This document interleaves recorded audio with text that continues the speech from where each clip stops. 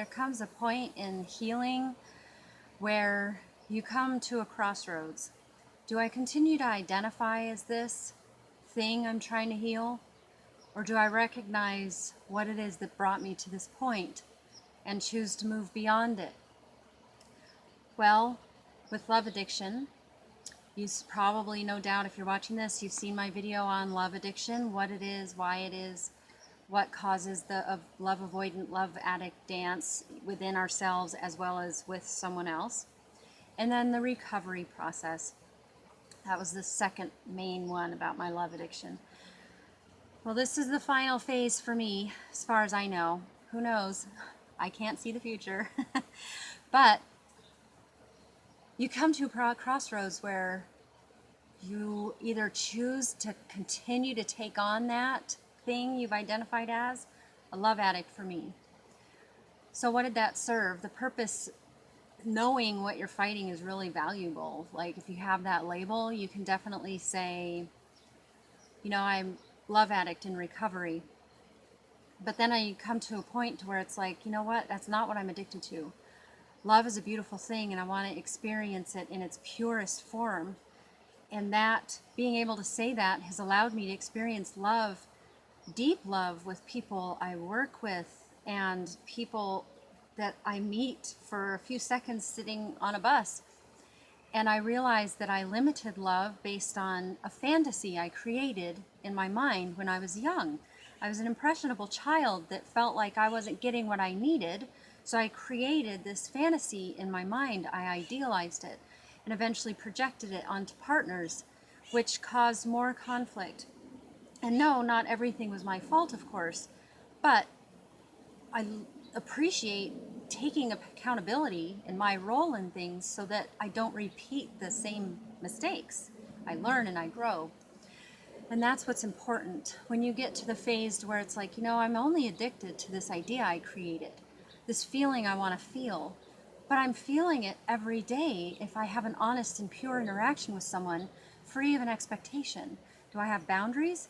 Yeah, I have boundaries. I'm getting better and better at those. I love my boundaries. I love the word no. But I'm also open. I have a clear intention. I trust my gut. I listen to my instincts. And I have a clear intention, a goal, an idea of how I know I need to be treated. But it isn't rigid. It isn't rigid based on a belief system, my fears, my unmet needs.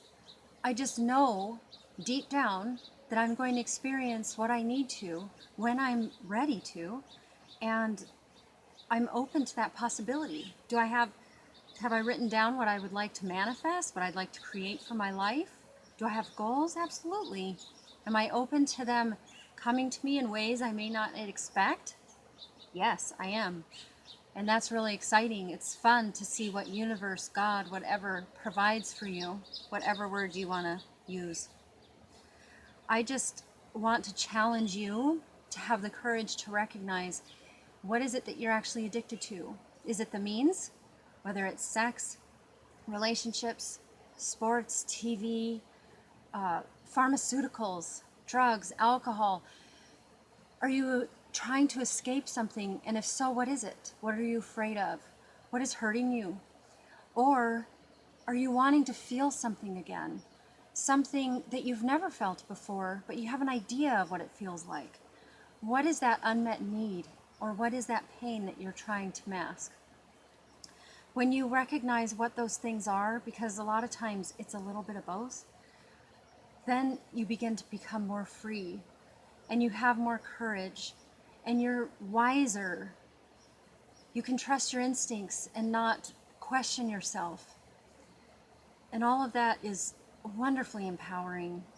And it makes every interaction with another human being that much more rich. And it makes your alone time that much more rich. So if you need support around that, if you need guidance, that's what I want to do.